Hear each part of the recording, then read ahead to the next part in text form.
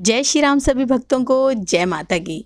तो फिर आज एक नई वीडियो के साथ आप सबके सामने हाजिर हो गए हैं। और आज की जो हमारी वीडियो है वो बहुत सारे लोगों के मन में जो सवाल रहता है उसी वीडियो को लेकर आपके सामने हाजिर हो गए हैं। और आज की वीडियो है कि अगर हम भी सफलता चाहते हैं और हमें असफलता ही मिलती है, कोई भी कार्य हमारा पूर्ण नहीं हो पाता है, क्या कारण हो जाता है या क्या ऐसा करें जिससे जो है हमारे जीवन में कभी भी असफलता का सामना हमें ना करना पड़े और हम भी एक सफल कामयाब इंसान बन जाएं।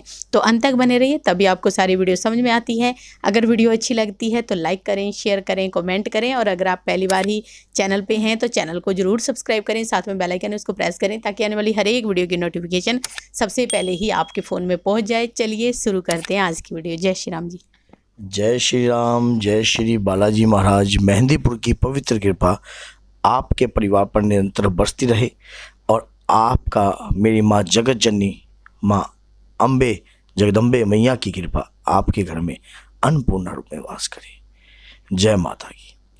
जीवन में सफल हर व्यक्ति होना चाहता है। ऐसा कोई व्यक्ति नहीं है जो अपने जीवन में सफलता ना हासिल करे, लेकिन सफल होने के लिए कुछ ऐसे सूत्र भी होते हैं जिन्हें हमें अपने जीवन में धारण करना पड़ता है। अपने नित्य नेम, अपने दैनिक जीवन, अपने भौतिक जीवन के अंदर उन सूत्रों को डालना पड़ता है। उसी प्रकार से हमारे जीवन के अंदर हम अपने हर कार्य में सफल ही होते जाते हैं। पहला सूत्र क्या है? ये जो मैं आपको सूत्र बताऊंगा, इन्हें आप अपने जीवन के अंदर धारण तो करना है, साथ में अपनी पीढ़ी में भी चलाना है। अगर आप इन सूत्रों को चलाते हो तो आपके ऊपर अपरंपार कृपा रहेगी और साथ में आपके जीवन में आपकी हाथों की लकीरें नहीं है। मान लो कई बार क्या होता है कि हमारी हाथों के अंदर लकीरें नहीं होती, लेकिन भाग्य रेखा, सूर्य रेखा अपने आप चमकने लग जाती है। तो क्या है ऐसा सूत्र? सबसे पहला तो ऐसा सूत्र होता है कि माँ बाप की सेवा। सबसे पहले जो कि माँ बाप कौन है? पहले माँ बाप को आप हल्के में मत समझो। माँ बाप धरती के भगवान हैं, जो इस शरीर को, जो हमारी ये काया है, जिसके माध्यम से हम उत्पन्न हुए। क्योंकि जैसा कि आपको पता था कि रह पे दो व्यक्ति रह नाम से पैदा हुए, भगवान राम और रावण भी। तो अब रावण की माता थी राक्षसी और भगवान राम माता कौशल्या। तो आप सोचो कि ये दोनों उत्पन्न होने के बाद दोनों में अंतर किस चीज का आ गया? संस्कार। संस्कार का सबसे बड़ा रोल प्ले होता है जीवन के अंदर। ऐसा क्या है? उसी प्रकार से हमारे धरती के जो भगवान हैं, हमें उनसे संस्कार लेने ग्रहण करने चाहिए, उनके आदर और भाव हमेशा धारण करने चाहिए। क्यों? क्योंकि जो माँ बाप सबसे ज्यादा हित सोच सकते हैं अपने बच्चे का, उससे बड़ा हित इन संसार में कोई नहीं सोच सकता। माँ बाप अपने बच्चों का हमेशा, पिता यही चाहता है कि मुझसे बड़ा नाम मेरे पुत्र का ही हो।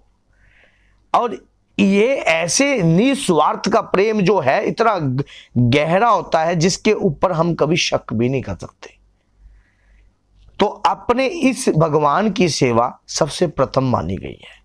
जीवन के अंदर आपने अगर सफल होना है, कहीं भी कोई कार्य करने जाओ, अपने माँ बाप का आशीर्वाद लेके जाओ। दूसरा, आपके पितृ देवताओं का सम्मान। जो घर के बुजुर्ग हैं, जो अब इस संसार में नहीं है, ऐसे पितरों के ऊपर कभी कलंक नहीं लगाना होता। कलंक का मतलब, जैसे कि आपके परिवार में अगर किसी देवी देवताओं की पूजा होती थी तो और आपके पितर भी वही पूजा करते थे, तो अगर बाद में आप उस चीज को रोक देते हो या घर में उस चीज को बंद करवा देते हो, पहला आप ये देखना, हम ऋषि मुनियों की संतान हैं।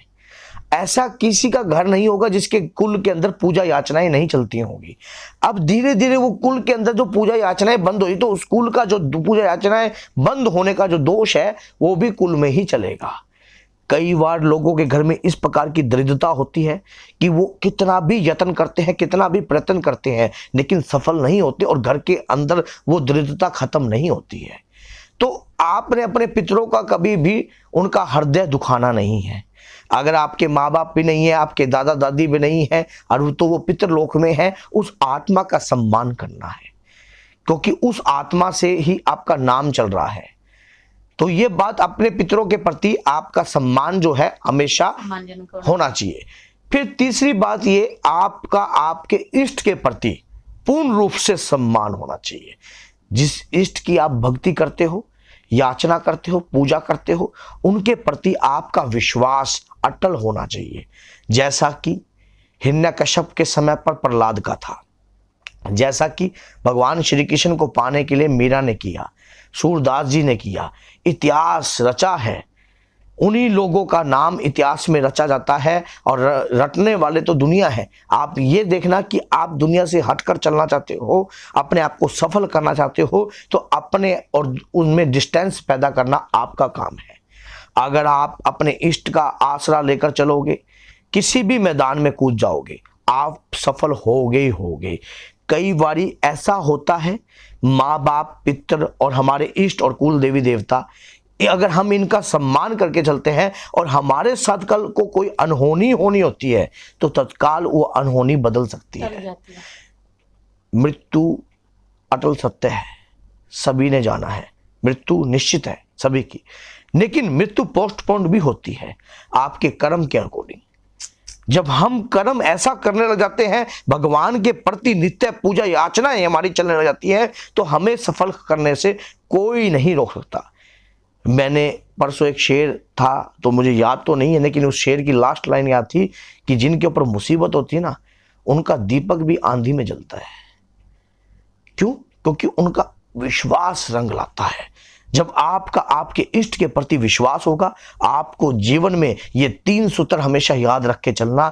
आप घर से बाहर निकलते हो, सफल कार्य करने के लिए बाहर निकल रहे हो, अपने माँ बाप का आशीर्वाद लेकर चलिए। माँ बाप नहीं है तो उनका प्रणाम कर कर उनकी फोटो वगैरह जो भी आप लगाओ, दक्षिण दीवार की तरफ फोटो लगनी चाहिए। जब दक्षिण दीवार पर ही घर के जो बुजुर्ग होते हैं उनकी फोटो जो है यादगार में जो है रखी जाती है, लगाई जाती है। तो उसके बाद अपने इष्ट के आगे प्रणाम कीजिए, अपने इष्ट का तिलक लगाइए, और जो अगर आप माता को मानते हो तो माता का, बाबा को मानते हो तो बाबा का, तो और अपने इष्ट से प्रार्थना करके जाइए कि हे प्रभु, मैं इस कार्य को करने जा रहा हूं, अगर ये कार्य मेरे जीवन में सफल है और सही तरीके से निश्चित है, और इस कार्य से मैंने वाक्य में ही कुछ, अगर ये कार्य मुझे मिलने के बाद अगर आपसे दूर लेके जाना चाहता हो तो ये कार्य मुझे ना मिले।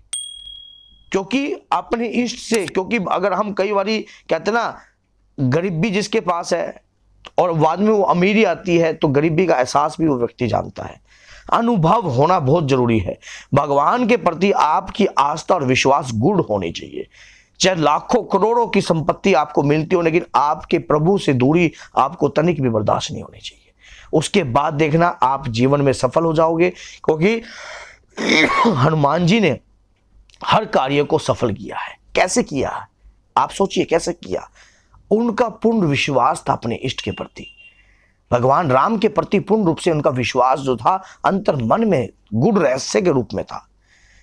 उनके अंदर बल था। बल किस नाम से था? राम नाम से था। उनकी खुद की शक्ति कुछ नहीं थी। वो स्वयं बोलते थे कि मैं बलवान नहीं हूं, मेरे पीछे की और मेरे ऊपर की शक्ति ही बलवान है। भगवान राम नाम से ही उन्होंने आकार लिया, बड़ा सूक्ष्म रूप लिया, भीम रूप लिया, भगवान राम के नाम से।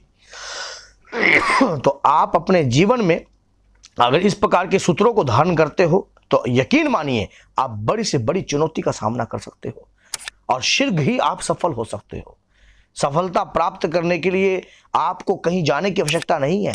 जो ये भगवान मैंने आपको बताए ना, ये 3 भगवान, ये बहुत खतरनाक है।